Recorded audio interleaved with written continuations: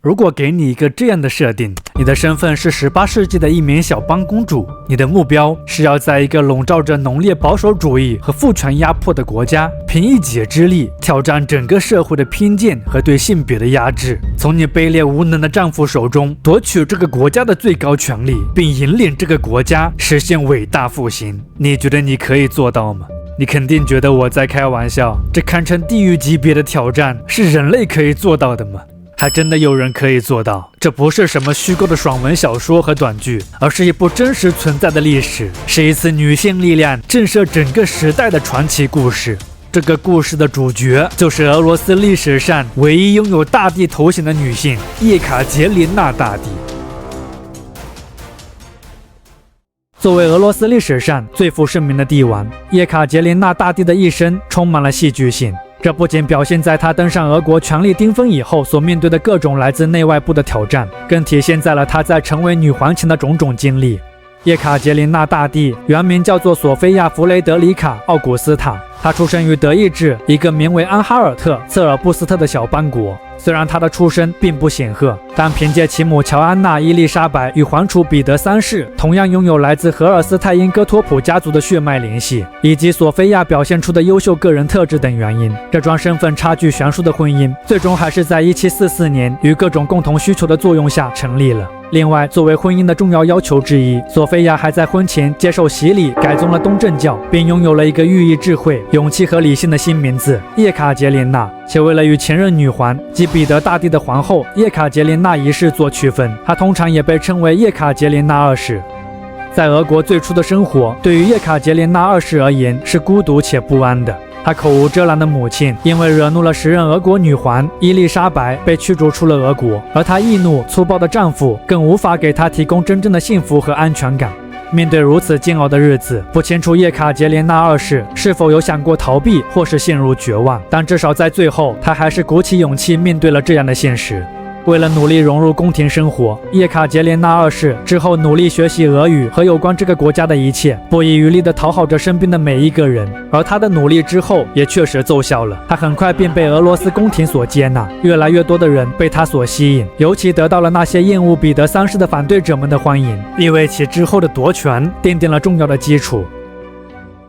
借由女皇伊丽莎白的离世，彼得三世于1762年登上了皇位。但很显然，这个智力不太成熟、品行恶劣的新王并不太受人们待见，尤其是他对普鲁士国王腓特烈二世近乎疯狂的崇拜，放弃俄国在7年战争中所积累的全部优势，倒戈普鲁士的行为不仅让俄国的国际信誉在当时受到了极大损害，更引发了国内贵族阶层和军队的强烈不满。也是以这起事件为直接导火索，同年6月，抓住机会的叶卡捷琳娜二世联合他的支持者们，以拯救俄国为口号，发动了蓄谋已久的政变。尽管这场政变的政治赌注很高，但好在叶卡捷琳娜的支持者足够忠心，彼得三世也足够的昏庸无能，政变成功了。彼得三世遭到了废黜，叶卡捷琳娜二世登上了皇位。虽然对于他而言，更大的挑战还在后面，但至少这是一个更值得期待的人生新阶段。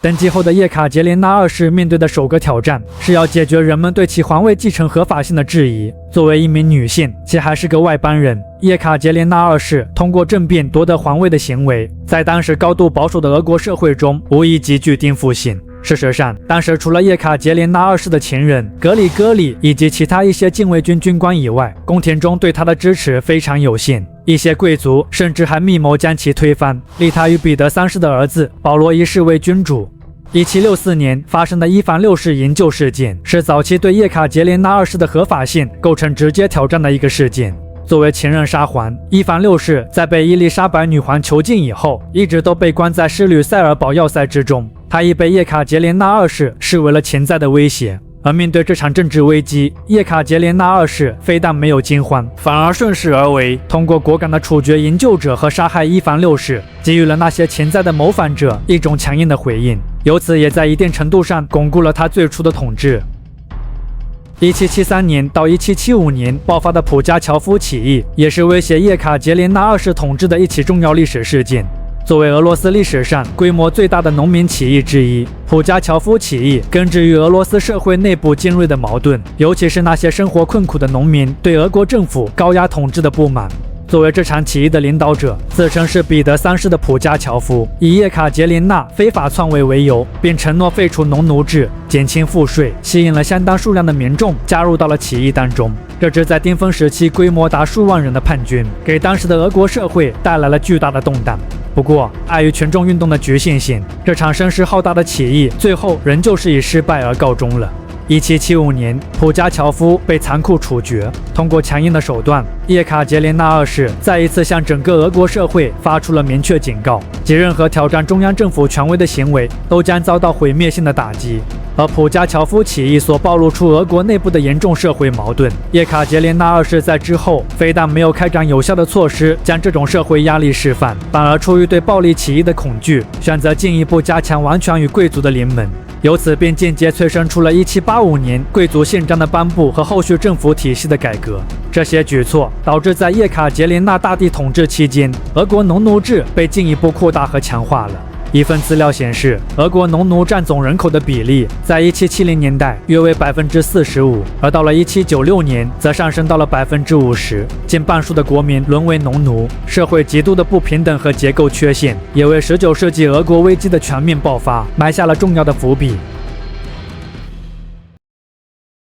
不同于在农奴制问题上的争议性，叶卡捷琳娜大帝在军事上的卓越成就，以及推动俄罗斯的现代化与文化上的振兴等积极举措，则为其赢得了广泛的美誉，亦是其能够拥有大帝头衔的重要基础。于1767年发布，主要由叶卡捷琳娜大帝撰写的训谕，是前者受启蒙思想的鼓舞，为推动俄国现代化的一次重要尝试。这不旨在指导全俄立法委员会制定一部现代化法典的纲领性文件，它所体现的自由主义原则，使它在18世纪的专制主义盛行的世界看起来是那么的超前，亦给当时许多欧洲国家留下了深刻印象，以至于在法国被列为禁书。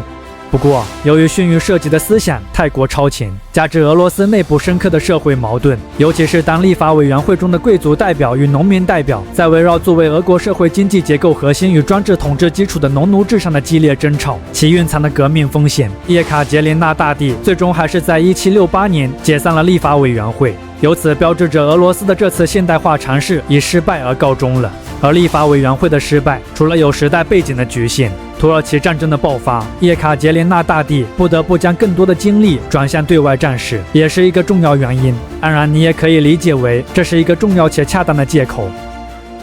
借由俄国对黑海地区和克里米亚的扩张野心，奥斯曼土耳其与前者的关系一直都非常紧张。事实上，自16世纪以来，为争夺在黑海的霸权，双方已经打了数次战争了。而1768年的这场冲突，通常也被称为第6次俄土战争。依托于强大的军事实力和欧洲列强在外交上的支持，面对虚弱的奥斯曼土耳其，俄国赢得了这场为期近6年的战争。双方于1774年签署了库楚克开纳吉合约。根据该合约，奥斯曼割地赔款，俄国不仅首次打破前者的封锁，获得了黑海的出海口以外，还实现了对克里米亚汗国的实际控制，而以此为跳板，更为日后俄国向高加索和巴尔干地区的渗透奠定了重要的基础。1787年，借由俄国的希腊计划，也就是计划征服奥斯曼帝国在欧洲属地的流言甚嚣尘上。出于自身安全考虑，在要求俄国非军事化克里米亚和黑海北岸5国以后，心怀不满的土耳其人再次向俄国宣战，而复仇与愤怒的情绪显然并没有给予土耳其人力量。第7次俄土战争最后以国势日腿的奥斯曼土耳其再次失败而告终。1792年，双方签署雅西合约，土耳其割让了从南布格河至德涅斯特河间的大片领土，俄国对黑海、南高加索地区及周边重要地带的影响力再次扩大。而要说起叶卡捷琳娜大帝在位期间受益最大的外交行动，当属3次对波兰的瓜分。从1772年到1795年，借由波兰的虚弱与混乱，觊觎波兰已久的3个邻国俄国、普鲁士和奥地利达成了瓜分波兰的秘密协定。而面对3个欧洲强权，弱势的波兰根本无力招架。3次瓜分波兰，导致最直接的结果就是让波兰在1795年作为一个主权国家在地图上直接消失了。作为这场博弈的最大受益者，俄罗斯得到了波兰过半的领土和人口，即总面积达46.2万平方公里的土地和约550万的人口，一举从一个地区强权跃升成为了欧洲公认的一流强国，跻身欧洲权力平衡的核心圈。而叶卡捷琳娜大帝得益于多次在军事与外交上的巨大胜利，其个人威望亦达到了巅峰。耀眼的叶卡捷琳娜时代结束于1796年。这一年，时年67岁的叶卡捷琳娜大帝因突发中风离开了人世，结束了在俄国长达34年的辉煌统治。而纵观叶卡捷琳娜大帝的一生，有的人认为她是非常矛盾的一个人，因为她以开明君主的形象自居，但又在现代化改革的实践中屡屡退缩。她试图打破性别偏见，但又总是利用性别魅力巩固权力，拥有众多情人，私生活备受争议。她宣扬启蒙思想，但却又开展强硬的帝国主义政策等等。而无论对叶卡捷琳娜大帝的评价是积极的还是负面的，这都无法掩盖她所实现的诸多辉煌成就和堪称奇迹的逆袭人生。叶卡捷琳娜的传奇人生我们无法复刻，但她的故事却依旧能给所有人深刻的启示。那便是即使身处最恶劣的时代，经历最暗淡的人生阶段，也请不要埋怨命运的不公，不要等待他人的怜悯。只有你强大的心脏和坚韧的意志，才有可能成为改变命运的武器。这不仅是叶卡捷琳娜大帝书写传奇诗篇的力量源泉，也是人类历史上的每一位强者得以被铭记的根本。